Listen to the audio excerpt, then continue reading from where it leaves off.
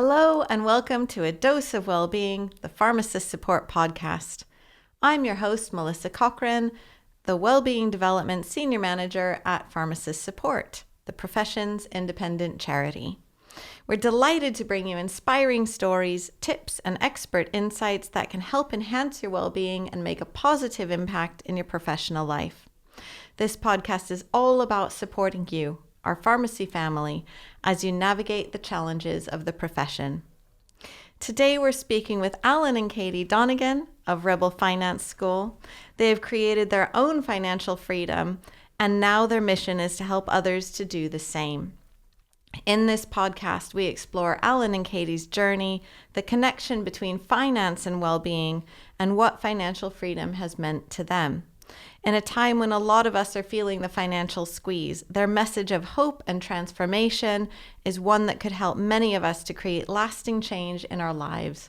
We hope you enjoy today's conversation. So Alan and Katie, thank you for coming on today. It's really great to have you here with us. It's our pleasure. We're excited to be here. Thank you for having us. Excellent. So you clearly have a passion for helping others with their finances, helping them to thrive. And can you tell us a little bit about your journey that brought you to this point? So what motivated you, first of all, to get on top of your finances, and how did you get here? So I think for me, the motivation came from how bad my family finances were. My dad did incredibly well in the 80s. He made a fortune and then he blew the lot, going bankrupt for £3.6 million. Which in the 80s was a lot of money. Now it's just a good night out in Manchester. But £3.6 million, he gambled away the family home, and we ended up doing car boot sales to earn enough money to buy food. And he left us in a complete pickle. And that drove into me the desire that would never, ever happen to me. I will find a way to fix my finances. I will find a way to live differently so that we can do that. And that sent me on a lifelong journey of self-development, learning, trying to find every book I could to improve myself to get to having good finances. So the motivation came from a painful childhood. That's really interesting, because you've talked about not just researching what you needed to do financially, but self-development as well. And that's one thing I really like about the two of you, is I think you look at this in a really holistic way. And I'm sure we'll get onto that a little bit more later. But I just wonder how you found out about financial independence. I mean, I know that there's a community of people talking about financial independence, retire early. It's something that not everybody knows about. How did you find out about this community and this? Well, Alan had always been into self-development and into a guy called Tony Robbins, who talks about all sorts of different areas of life and how to live a fulfilling life. And one of those areas, of course, is finances. So his latest book, well, not latest now, back in 2014, he released a book called Money, Master the Game. You don't need to read the book. It's 900 pages too long, but it does gave us the idea of how to invest our money in the stock market, because we didn't understand how to invest it. Alan had been burnt by investing in a high-tech, high-growth fund years previously and had lost most of it, and had taken from that the stock market is scary and risky. But we learnt from this book how to do it differently. And we also learnt how to set a target for what we needed to have in order to retire. Before that, we'd thought, you just make up a number. Like, how do you know how much you need to be able to retire? But that book gave us that idea. And then we started talking about this idea of being able to not work our whole lives, to have the freedom to do what we want with our time. And a friend of ours, Matt, we love Matt, he always gives us great ideas. He's like, if you're into that, you need to check out this financial independence community. And he sent us a link to Mr. Money Mustache's blog, who's one of the leaders, one of the biggest blogs in the world about financial independence. And that was our way into finding out that there was a whole community of people that do this. Oh, that's amazing. And did you experience any challenges on your path to financial freedom, or was it kind of a smooth road once you knew what you were aiming for? There were no problems at all. I was the roadblock.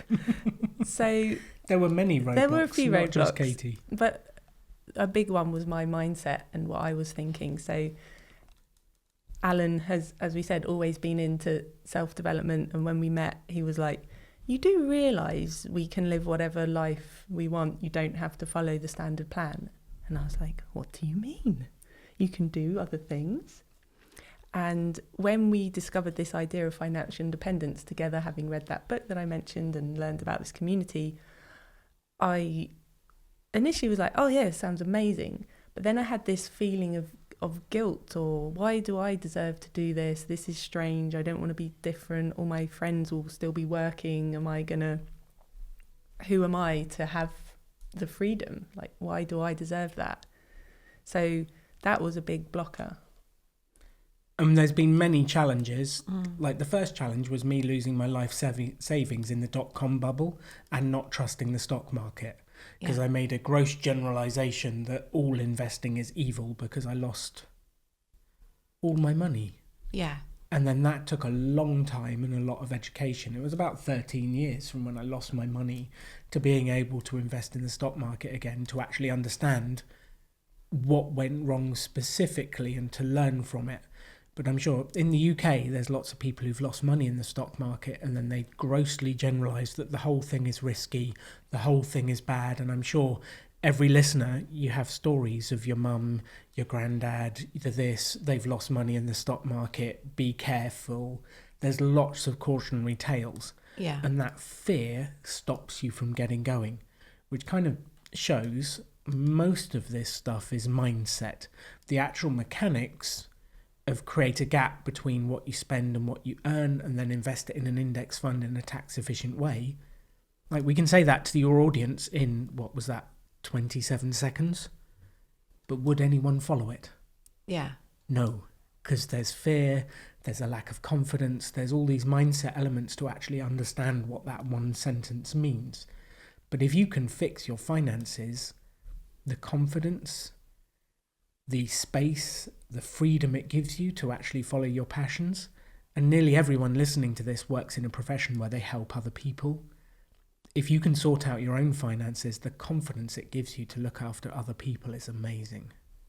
That does sound like what we all probably would like to aim for. And so when you reached financial freedom, I mean, you really never needed to do what you do now. And yet you're doing a lot of work with Rebel Finance School. You have your own podcast, Alan. What made you decide to sort of give back in this way? It's interesting because technically we never had to work again from 2019. Yeah. And then people say to us, well, you're still working. Why are you working? Which my response is, are you the retirement police? Like, am I not allowed to do stuff? There's this view of retirement that I should go and sit in a rocking chair and be put out to pasture. But I have stuff to give. I have energy. And we've worked out one of the most fulfilling things in life is contributing and growing. So if we can learn and grow, we feel like we're making progress. And if we can help other people, it fills our souls. So it looks like we're working, doesn't it, Katie? We are working. It's a lot of work, but it's the most exciting work I've ever done. I'm working harder than I've ever done in my life, and I love it. And I wake up in the morning, I'm like, we get to help people. We get to share our knowledge and our experiences that can help to free people and to set up a life that they're excited about. And that is so inspiring that it drives us. And you need a purpose. You can't, as Alan said, just sit on a rocking chair quietly thinking about your life. You need something to do.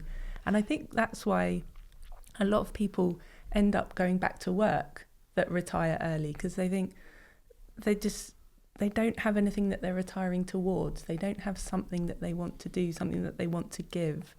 And they end up thinking, well, this is a bit empty and rubbish. I'm just sat here. I'm still me. I'm sat on the same couch that I had before. I feel the same as I did before. I don't know what to do. And it's almost like the default is to work, because that's something that society celebrates, that you're going to work and that you're contributing in that way. And they forget that there's so many other ways to contribute outside of that as well. That makes perfect sense to me. And we talk about burnout a lot because in the pharmacy profession, there's a high percentage of pharmacists at risk of burnout. And one thing that I always say when we're learning about burnout is work in itself is not bad for you. There's a lot of research showing that it actually can contribute to well-being if you're doing the right kind of work. So we need to look at how do we make this work the right kind of work, not necessarily see work as a necessarily bad thing. So I really resonate with what you're saying there. Well, the word work has become evil. Yeah. So when you say the word work to most people, it's like, oh, I'm forced to commute. I'm forced to do a 9 to 5 or whatever hours. Pharmacists work much longer hours. But you're forced to do this thing called work. And we've decided the word work is evil. Yeah. But it's not. It can be incredibly fulfilling. But lots of people feel trapped because they're working for a salary. That's it. And if they stop working, they can't have a salary, therefore they can't live. The interesting bit is if you get past money and then stop doing anything, eventually you go, well, actually, I need some work because it's not fulfilling. You cannot sit on a beach and drink margaritas 24/7. You will die fairly quickly. But that's the vision of life we're taught that retirement should be. Whereas actually, if we could help all of the pharmacists to fix their finances, maybe they work 3 days a week. Yeah. And they feel more confident and happy, and they're doing a sustainable level of work for them, adding more value to the clients, more value to the customers, Patients, yeah. people that show up needing support, Yeah, those people, yeah. the ones we're all trying to help. I love that. Yeah, that's brilliant. And we're really excited to be including Rebel Finance School as part of our wellbeing offer at the charity. And so we're able to offer this to pharmacists, pharmacy students, and pharmacy trainees. So they're going to be people coming in from all different stages of their lives and careers. And I wonder, who do you think would benefit most from the course? And is there anyone that you can think of who it might not be suitable for? Who would benefit most? Like, you could take each group of those people and go, how would it help them? Yeah. So the beginning, the students, oh man, with time on your side, being young, compounding is your friend. Small tweaks at an early age will leave you in an unbelievable position later on in life. And those young students are virtually guaranteed, if they fix this and fix their finances, to become millionaires and retire extremely comfortably. Then you go, well, okay, it works for young people. Does it work for people at the other end of their career? We've got the pharmacists who've worked for 40 years and they're going, have I got enough to retire? What do I do? How do I survive? And there's a simple equation to know how much you need to retire, which, just so I don't leave a teaser, is 25 times your annual spending, not your income, your spending. That's your retirement target. And if you can help those people to optimize their pensions, reorganize their finances, they will have so much more to be able to enjoy retirement years if they fix it. So either end of the spectrum will get a huge amount from the course. And then there's, of course, the people that are somewhere in the middle there that are sort of partway through their career, some time off, perhaps even thinking about retirement. But to help those people to optimise what they're doing now so that they still have plenty of decades of time for their investments to grow so that they can as well have the retirement that they want and the comfortable retirement that, of course, they deserve as well. Brilliant. Yeah. And you ask the question, who does it not work for? Yeah. The people who don't believe it'll work for them. Right. There are so many people. Back to mindset again. Back to mindset. There's so many people that believe, I can't fix my finances, I'll never be able to retire. And those are statements that they say without understanding the maths and the numbers. And retirement finances is maths and numbers. So if we can take the emotion and the beliefs out of it and look at the cold hard facts and numbers, then we can work out. So it only works if you believe it can work and then you give it a go and actually look at the maths. To give you an example, we have plenty of people that come on the course and the Rebel Finance School course and say, I'm too old, this won't work for me. And we have people that say that, a wide variety of ages. 40, so we have the 50. We have the 60s and 70-year-olds that say that, and we say that's absolutely not true. It's never too late. But we also have the 40-year-old saying, oh, is it too late for me? And we say to them, imagine a 60-year-old thinking they wish they'd known about this at your age. So is it too late for anyone? Absolutely not. It's never too late to make improvements in your finances to set yourself up. And that's true regardless of how old you are. That's great. That's great. And what are some of the most common financial mistakes that you see people making? As you run Rebel Finance, you see a lot of people. You probably have thousands and thousands of examples, but are there any common mistakes you see? So many common mistakes. I would have said number one is the confusion between risk and volatility. Okay. So when people are investing their pensions, the financial advisor or the pension company gets them to do a risk survey, and they basically ask the question, are you comfortable losing money, Melissa? And then people go, what do you mean losing money? No, I'm not comfortable losing money. I'm giving it to you so that it'll grow. Yeah. So they answer, no, I'm not comfortable losing money. Then they get invested in a cautious way, which kills their long-term growth. And it's really fascinating.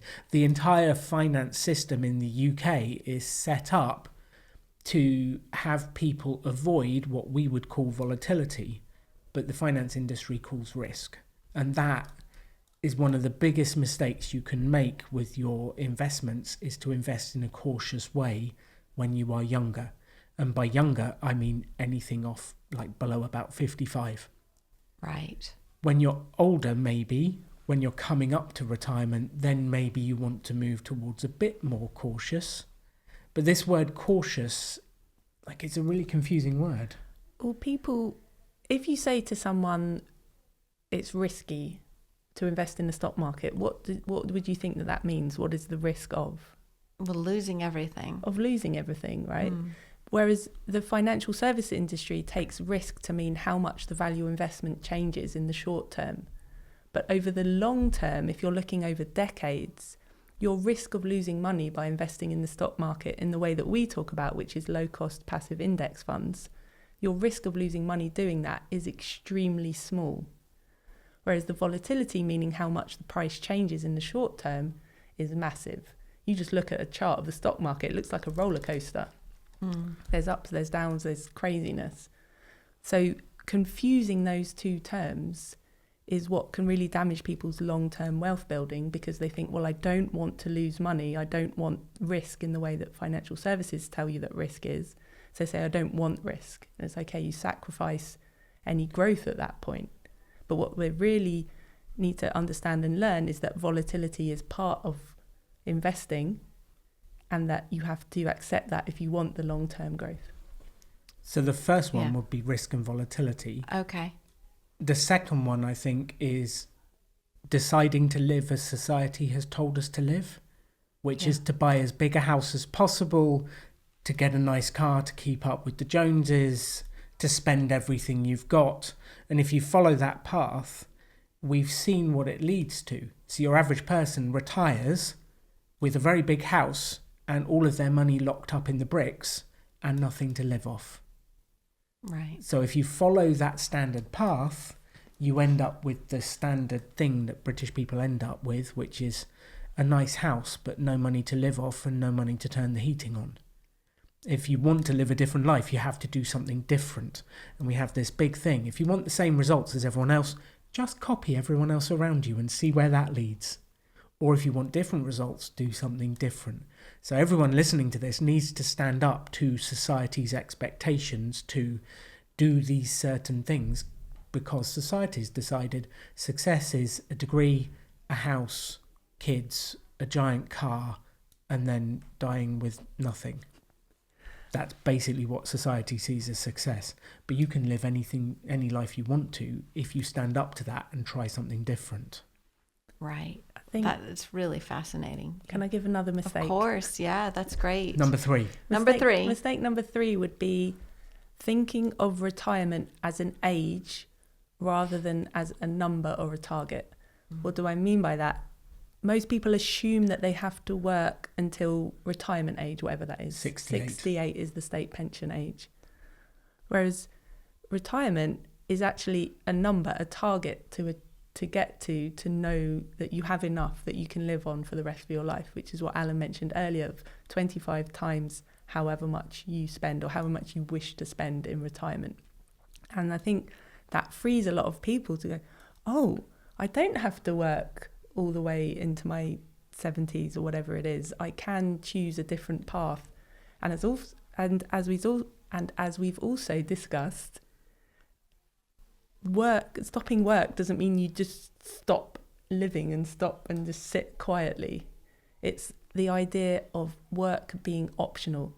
And some of the pharmacists listening to this might choose to continue to work that way because they love it and they enjoy it, and they can choose the aspects of the job that they love and maybe set aside some of the stuff that they don't enjoy so much. And it just gives you so many more options and freedom. Yeah, it sounds lovely. I think freedom is the key word there, isn't it? It's about giving yourself that freedom.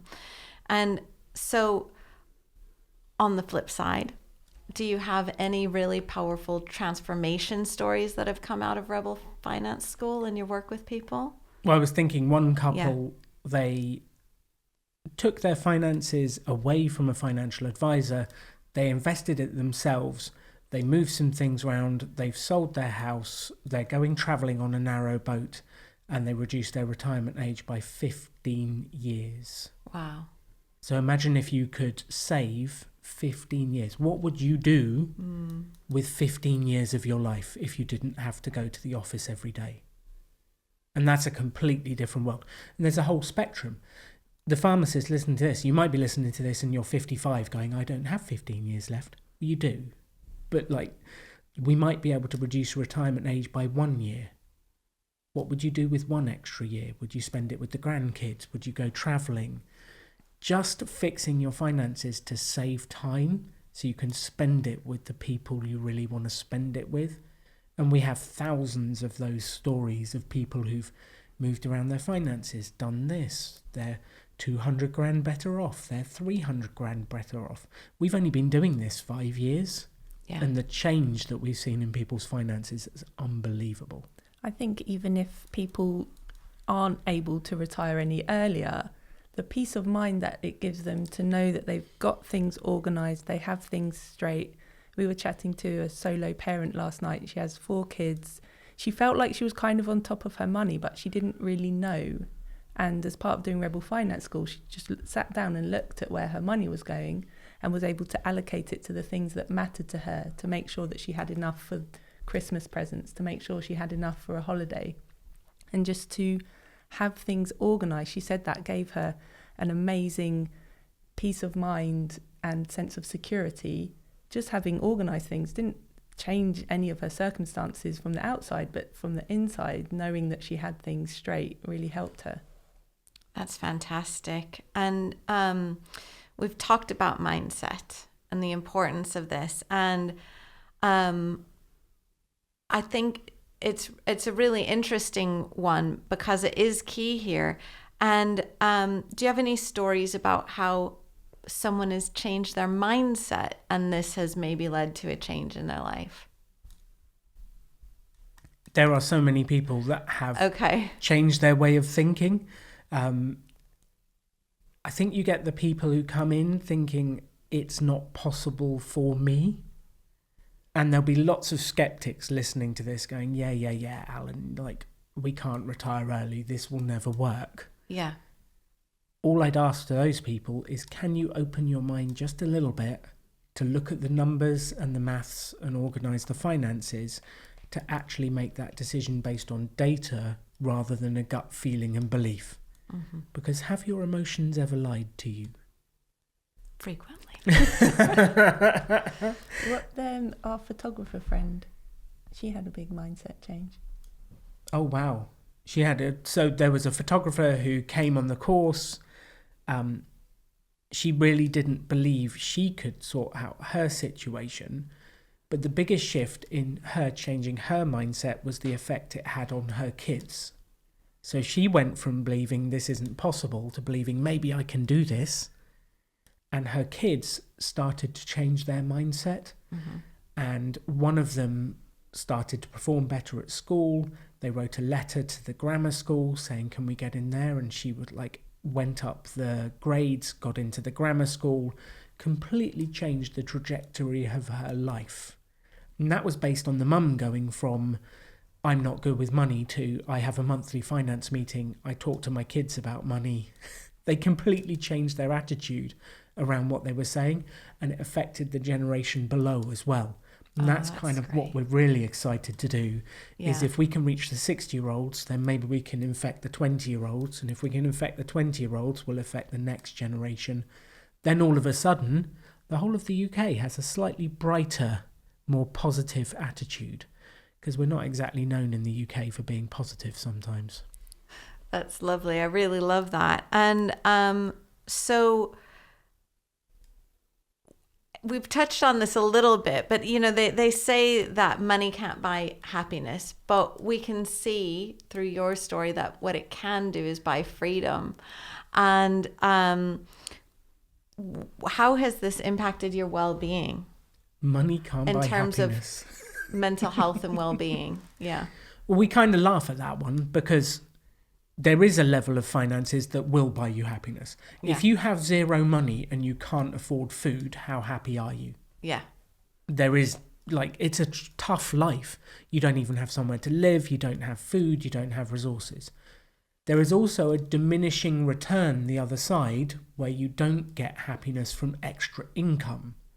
So the proof there was they had a study, and I think it was about 70 grand a year, you started to get diminishing returns. Up until that point, money did buy happiness because you've got a nice house, you've got food, you can save. And then after that, it went down.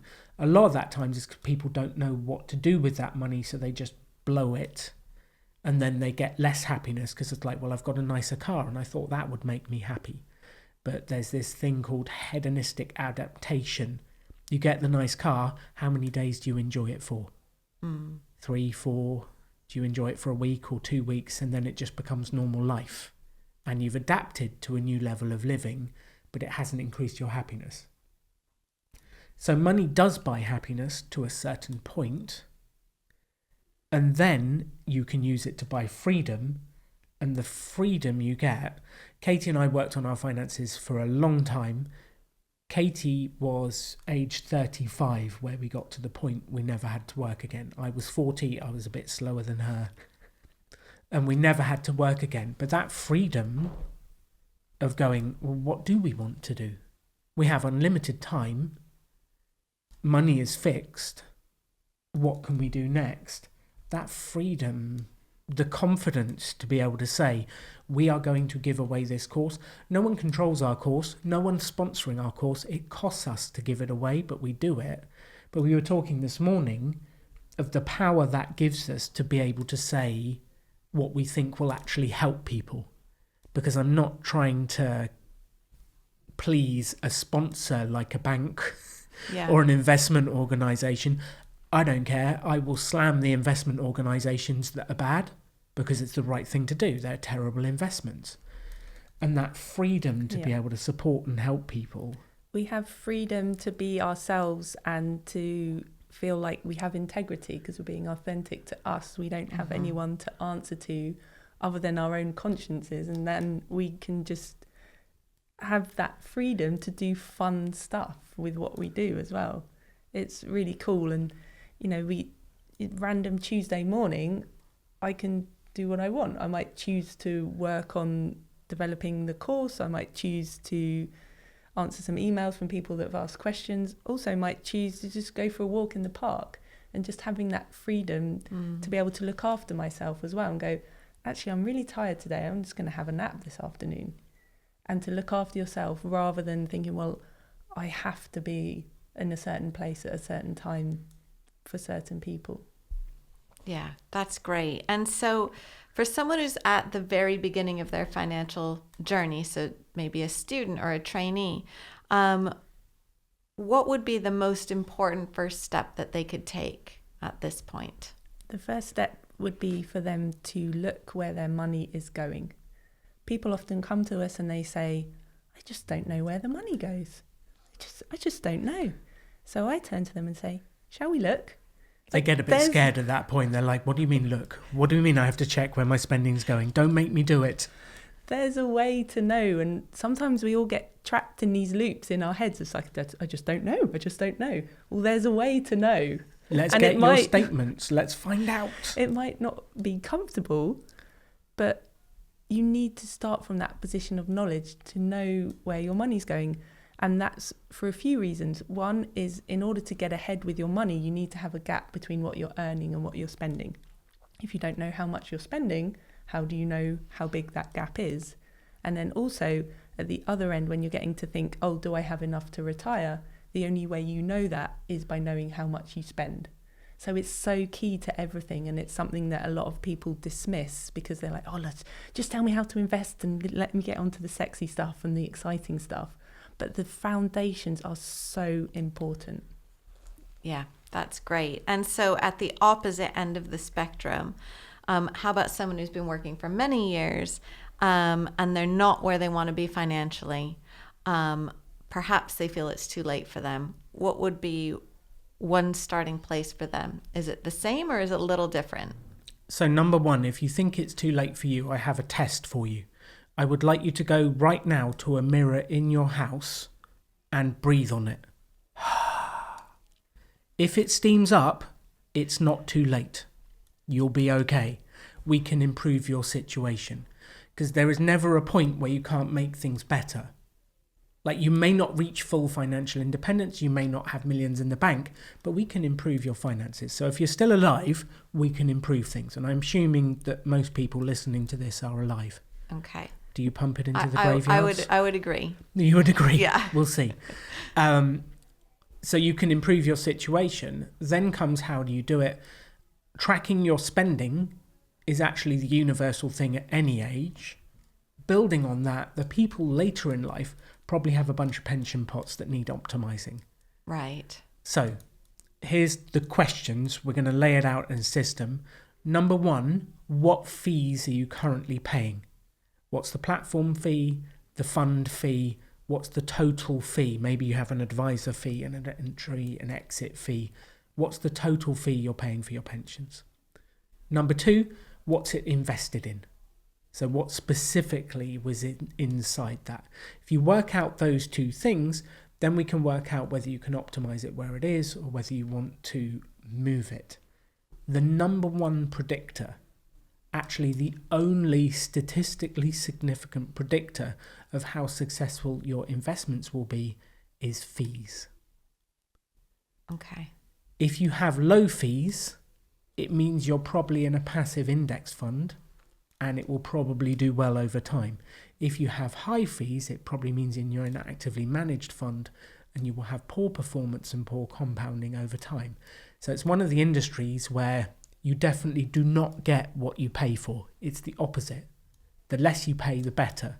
Then the question becomes, what are low fees? So I'm trying to give as much as I can to make it a really powerful podcast, because you don't want to hide this stuff.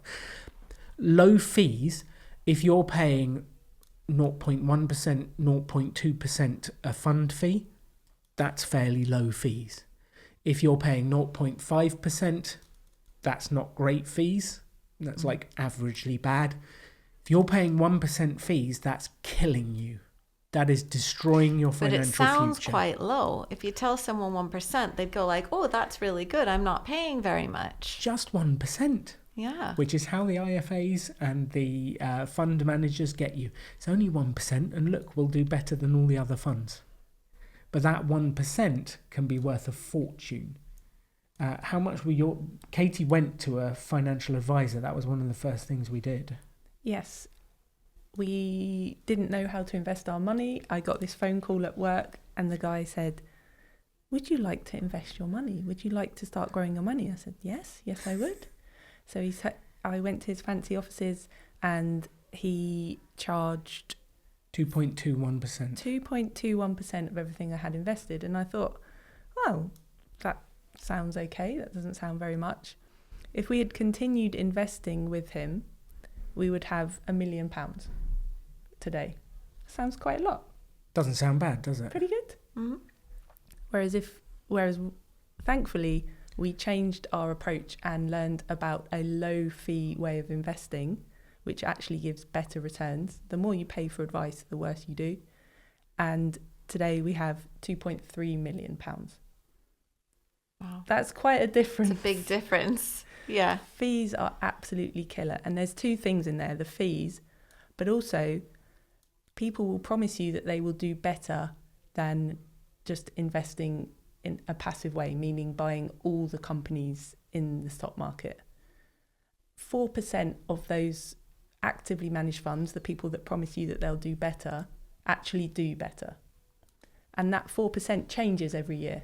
So one year they'll do well, the next year they won't do so well, and they'll fold that fund into something else that does do well. So it's incredibly hard to track the performance over time. So they promise you a better return, you pay for that promise, and actually you get worse. 1, because of the fees, and 2, because of the poor performance. So it's actually the one area of life where the less you do and the less you interfere, the better you do. Wow. Which is so counterintuitive. Most really, areas of life. Yeah, really interesting. If I want to learn, if I want to grow and improve my skills in some area, you put time in, you put effort in, and you do that. Whereas in investing, just buy a passive global index fund, which means buying all the companies that you can invest in the stock market. You're not picking countries or sectors or individual companies. You just set it, put your money in there, leave it to grow, go outside, enjoy the sunshine, and decades later you'll have a very nice pot to live off. Okay. Yeah. Thank you for that. And I think one thing that's really unique about your approach is that you make it fun and enjoyable. And a lot of people think about finance as boring, maybe intimidating, or a little bit scary. So what are some ways that we can try to make finance more enjoyable and less scary?